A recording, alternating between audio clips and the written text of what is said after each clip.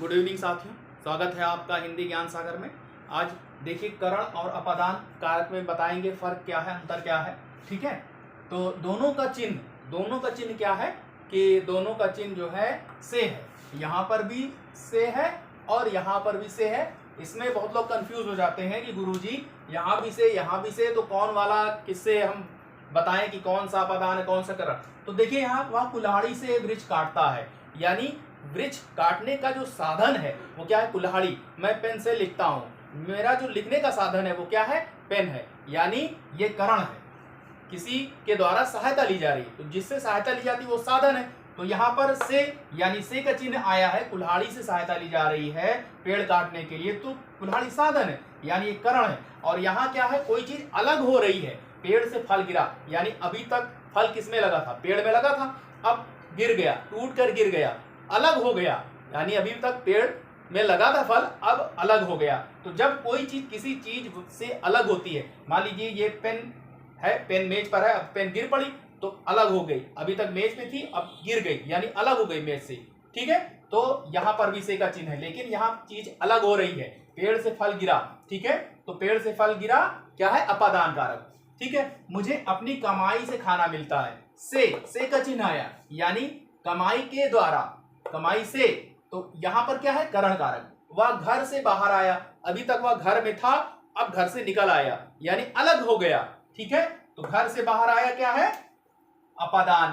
ठीक है, साधुओं की संगति से बुद्धि सुधरती है, इसमें भी से का चिन्ह आया। वह भूख से बेचैन है, लड़का प्यास से मर रहा है, स्त्री जाड़े से कांप रही है, मैंने ट्रेन दुर्घटना अपनी आंखों से देखा। अब यहां पर देखिए गायब है, से नहीं है, लेकिन ट्रेन दुर्घटना अपनी आंखों से गायब है, यहां होना चाहिए आंखों से या आंखों के द्वारा। तो कभी कभी ऐसे भी पूछ लेता है, ठीक है, कि उसमें से विभक्ति गायब कर देता और कहता अब बताओ। तो यहां पर से का विकल्प जो है गायब कर दिया, उसने विभक्ति गायब कर दिया है। तो यहां पर से या द्वारा का चिन्ह लगा है, आंखों से देखा का मतलब आंखों के द्वारा देखा या आंखों से देखा, तो यहां पर भी करण कारक है। धोबी गधे को डंडे से पीटता है, यानी डंडा क्या है, साधन है, तो ये करण कारक है। अब देखिए यहाँ पर चूहा बिल से बाहर आया, यानी बिल के अंदर था, निकल आया, यानी अलग हो गया, तो यहाँ पर भी क्या है, से का मतलब अलग होना, अपादान कारक। रोली साइकिल से गिर पड़ी, भाई साइकिल चला रही है, साइकिल से गिरने का मतलब है कि ऐसा तो है नहीं कि साइकिल से चिपकी रहेगी बैठी रहेगी, साइकिल अलग गिरेगी वो अलग गिरेगी, यानी अलग हो गई। अब क्या हो गया, अपादान हो गया, अपादान कारक। रोली साइकिल से गिर गई, वह घोड़े से गिर गया, घोड़े से गिरने का मतलब है कि घोड़ा आगे निकल गया और घोड़सवार गिर गया, यानी अलग हो गया। अलग होने के अर्थ में अगर से का चिन्ह है तो आप वाक्य प्रयोग कर लीजिए कि वो करण है कि अपादान। तो घोड़े से गिरने का मतलब कि अलग हो गया।